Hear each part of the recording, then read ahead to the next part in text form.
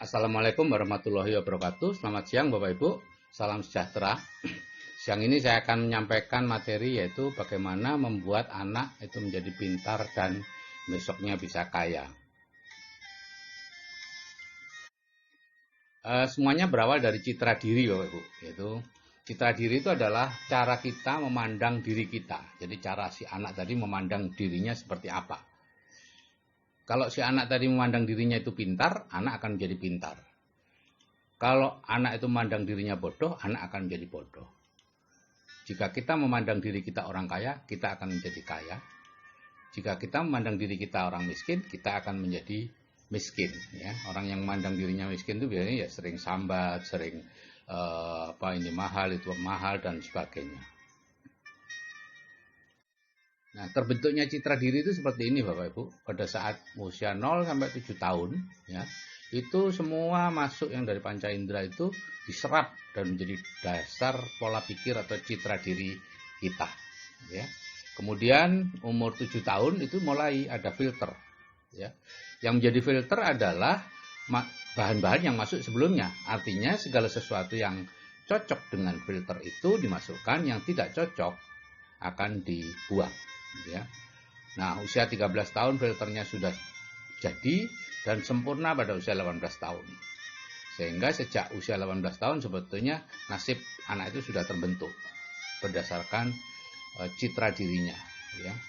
Jadi data di filter itu di-download saat kita tidur. Ya. Hanya sedikit yang bisa masuk karena yang lain yang tidak cocok dengan bawah sadar kita akan dilikuidasi. Dan karena 90% pikiran kita adalah pikiran bawah sadar, maka sebetulnya itulah yang menguasai diri kita. Atau kalau dalam bahasa sehari-hari yang 10% itu keinginan, yang sedangkan yang 90% itu kebutuhan. Ya, jadi bukan keinginan kita yang dikabulkan, tapi kebutuhan kita. Nah, sekarang ini contoh nih terjadinya citra diri bodoh. Ya, semua diawali misalnya Abdul mendapat nilai buruk di satu mata pelajaran, matematika atau apa. Nah, itu satu kaki. Ya. Dia melihat, oh nilai saya buruk, berarti saya bodoh. Bawah sadarnya seperti itu. Tapi baru satu kaki, belum seimbang, gitu ya.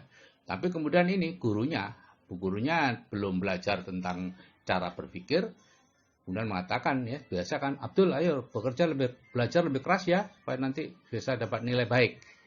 Tujuannya bagus merangsang Abdul, tapi secara ternyata itu kontraproduktif karena bawah sadar si Abdul akan mengatakan, oh berarti saya bodoh ya, sehingga perlu belajar lebih keras.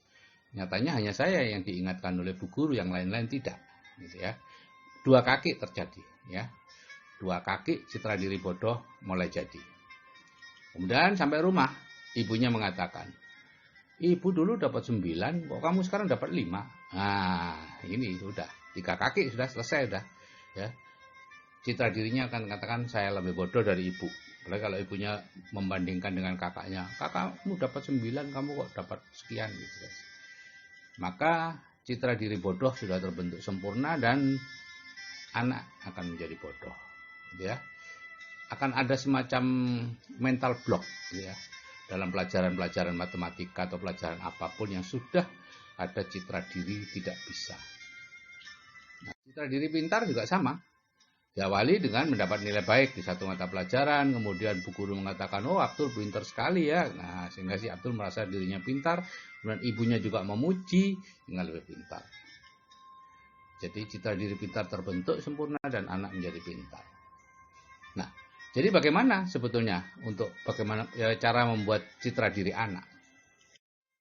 Jadi tugas kita Bapak Ibu adalah menciptakan citra diri pintar pada anak. Itu tugasnya orang tua dan guru. Tapi sayangnya karena tidak mengerti, akhirnya justru kebalikannya yang terjadi.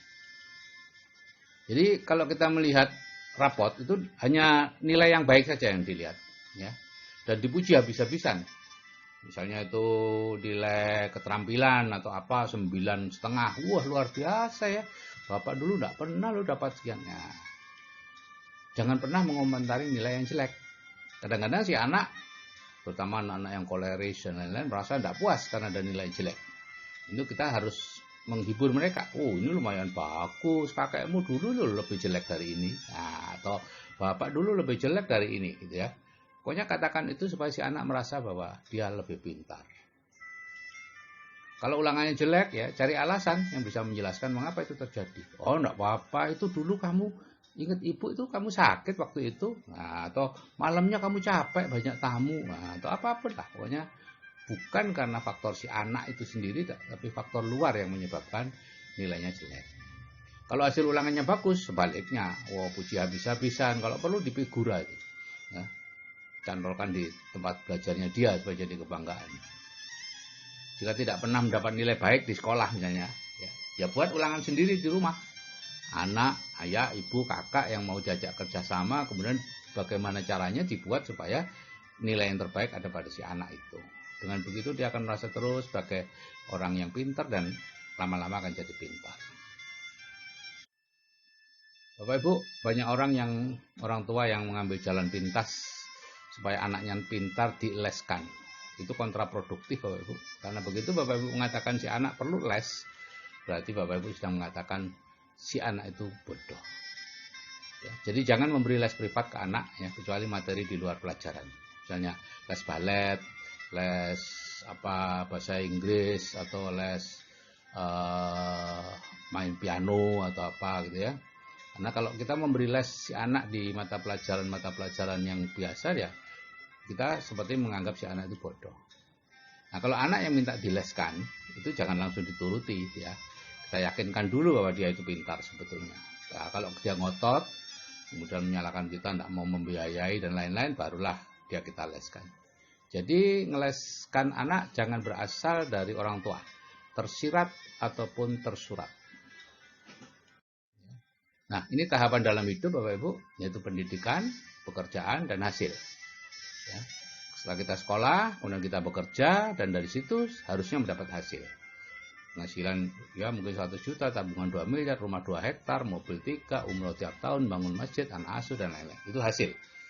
Yang jadi masalah adalah ada garis di situ ya, yang tidak bisa kita tembus. Karena apa? Karena kita sejak kecil tidak pernah dibiasakan melihat hasil. Ya, kita hanya berhenti di pekerjaan. Ya. Ini akibatnya apa? Ya ini, pekerja dan pendidikan itu bolak-balik di situ aja. Sekolah, kemudian jadi guru, kurang pendidikannya, sekolah lagi, kemudian jadi ini, pendidikan lagi, S2, kemudian S3, S4, S-Teller, dan seterusnya. Proses saja Bapak Ibu yang dilakukan. Hasil tidak diperhatikan. Sekarang mulailah menjadikan hasil itu sebagai tujuan hidup bagi si anak. Gitu ya. Selama ini kalau anak-anak ditanya, kalau besar jadi apa? Jawaban yang diharapkan adalah nama-nama pekerjaan. Jadi dokter, jadi insinyur, jadi polisi, jadi tentara, jadi hakim. Kalau ada yang jawab, saya ingin jadi orang kaya supaya bisa membantu banyak orang gitu misalnya ya. Dulu anak saya seperti itu waktu TK. Digiring oleh gurunya. Iya, oh bagus jadi orang kaya. Tapi untuk bisa kaya jadi apa? Oh enggak penting Bu Guru, katanya Bapak. Katanya anak saya gitu. Nah misalnya Caca ingin kaya, apa mau jadi dokter seperti bapaknya? Gitu ya. Anak saya jawab, bapak aja berhenti gitu ya. Itu Bapak Ibu ya.